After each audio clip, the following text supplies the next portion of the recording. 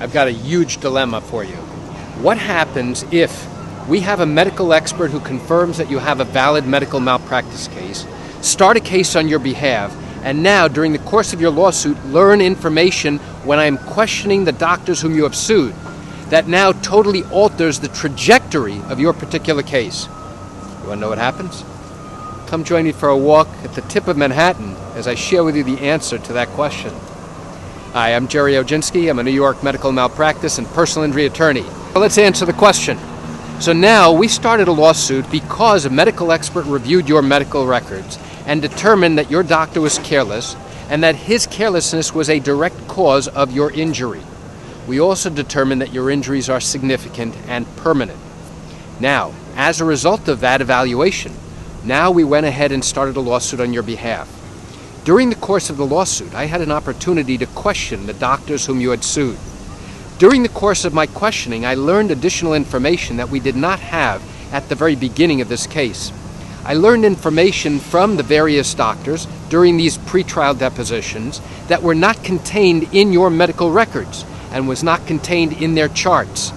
So now remember, our medical expert reviewed your case and reviewed the records that we were able to obtain at that time.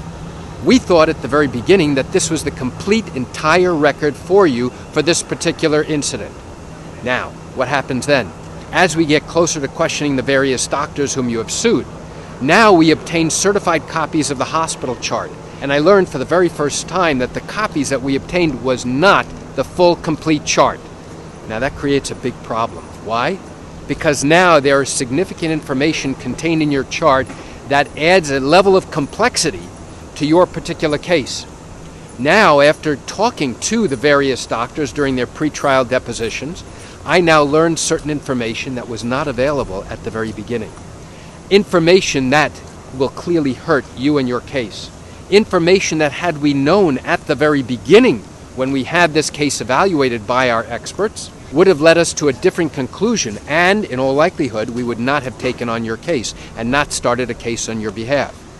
So now here we are. We're in the middle of a lawsuit that we started on your behalf, that we acted in good faith. We obtained a proper medical expert who reviewed all of the records that we had available to us, who gave us confirmation that you did have a good and justified case. Okay, but now, during the middle of your case, we learn additional information. Now additional sections of the chart come to light. Now that information is harmful to you and your case. I then have to take those additional records, send it off to my medical expert for comment. My medical expert comes back and says, you know what? This is bad. This is really bad. Had I known this information beforehand, at the very beginning when I first reviewed this case, I never would have reached the conclusion that I did. I never would have told you that there was malpractice here. I never would have told you that whatever was done caused and contributed to your client's injuries, because clearly it did not. Now we have a problem. Now we have a significant dilemma. The problem is, now we're proceeding forward, and now we have a totally contradictory opinion from our expert, who at first gave us a very good opinion. What do we do? Well, we are stuck, but maybe we can get unstuck. And the way we do that is by putting the records together again, the complete set, and sending them out to another expert, a totally different expert, to see what he or she has to say.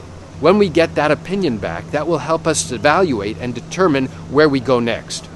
If this new medical expert comes back with the same opinion that our first expert gave us, this modified, this revised opinion, that the case is no longer valid and we cannot continue going forward, now we have a significant problem. In that instance, we will likely have to ask the court to withdraw as your attorney, and then the court, if they agree, would then give you time to go ahead and try and find another attorney. If, however, our second expert turns around and says, no, you do have a valid case, and here's why.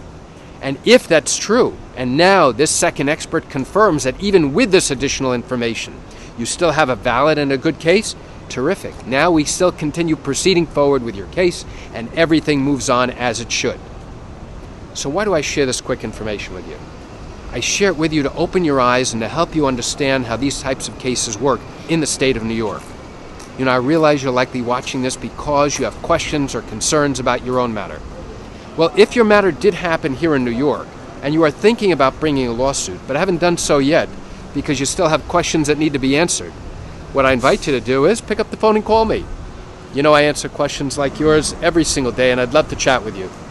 You can reach me at 516-487-8207 or by email at Gerry, Gerry, at Oginski-law.com. That's it for today's video. I'm Gerry Oginski. Have a wonderful day.